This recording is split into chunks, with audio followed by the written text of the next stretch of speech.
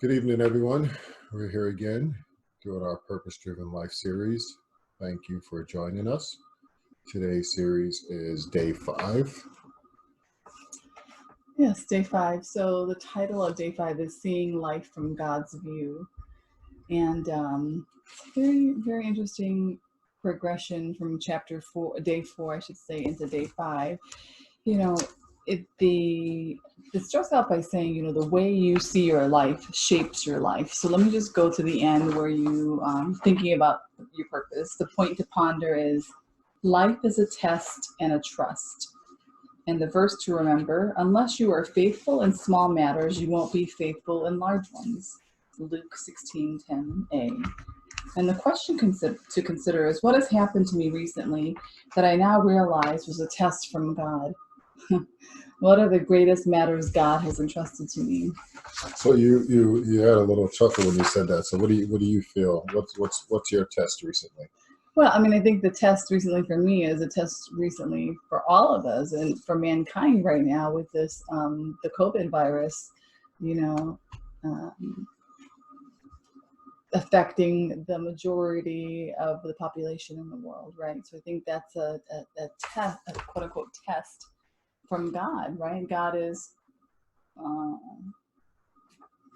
giving this challenge to us, not only with the virus, but economically, people are suffering.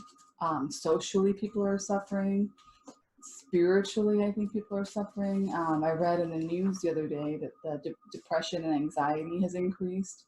There's also, unfortunately, more instances of hospital visits for children being abused, and I think in general society, especially in American society, there's a lot of pressure dealing with, the whole schools being closed.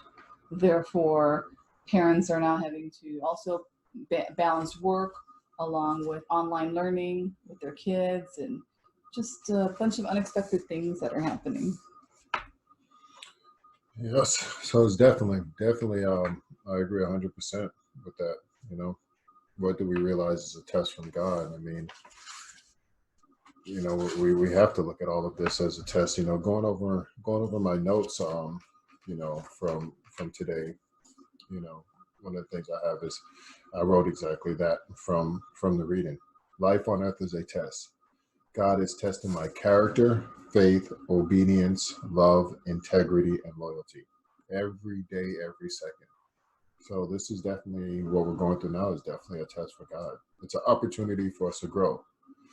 And the most important thing that, this chapter points out is that no test God gives us is greater than the grace he gives us to handle them. So right, it kind of reminds me of when people say God won't give you anything stronger than you can handle, or how does it go? Something like that, right? Right, he won't give you anything that you can handle. Right. And I used to think that was annoying, but really it's true, because somehow we rise to the occasion of of conquering that challenge. And I think now collectively as a society, I've seen the greatest outpouring of love and spirit. Even our own church has gone to online meditation daily.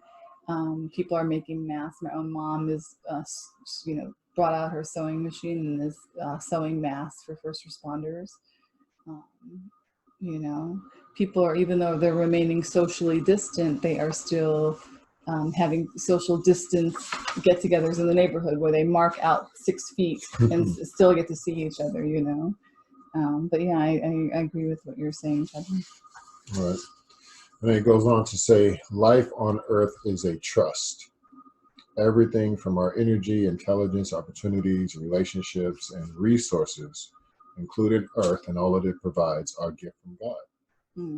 So it's a trust. And you, from being an attorney and working in the financial sector, and you were at one point your role with Northern Trust Bank, I believe, was handling estates and trusts.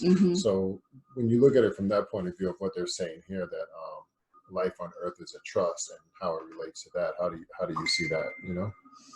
Well, I think that in that role, I really, really got to see firsthand. At that time I was much younger, but like my husband said, I used to work in the an estate administration department where people would pass, and then one of our jobs would be to inventory their assets and going through their things, their stuff, and doing that just really brought home the fact that you don't leave with your things. What you leave with is the relationships you had, the relationships you forged, the connections you made, how you treated people, and their stuff was there, right? Just left. And so I think this chapter really talks about that. He gives an example of how he went to Hawaii, remember that, and stayed in his friend's condo, and he was enjoying it.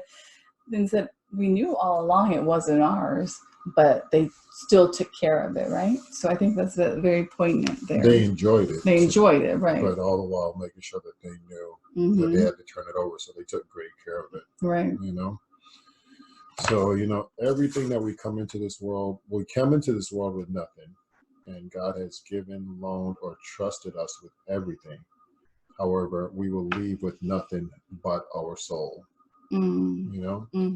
So that's very important. And something that's really, really important to me is God says there's a direct relationship between how I use my money and the quality of my spiritual life. Right. How I manage my money, worldly wealth, determines how much God can trust me with spiritual blessings, with spiritual wealth. Right. And that is a very interesting concept there, and I think something that's very important for us to take heed of. Very, very. So, to summarize, I think the summary is that life is both a test and a trust. And the more God gives you, the more responsible he expects you to be, right? So I really enjoyed this chapter, and in glancing at day 6, it's now starting to really come together. I started this journey twice before, and this time I am going to continue. I'm looking forward to it.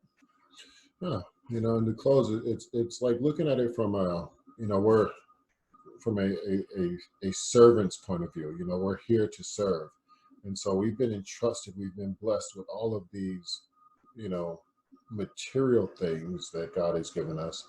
And it's like if like the condo example, or if someone gives you that, entrusts you with something, and then they're really testing you to see how well you take care of that, and then to see if they can trust you with more. Right.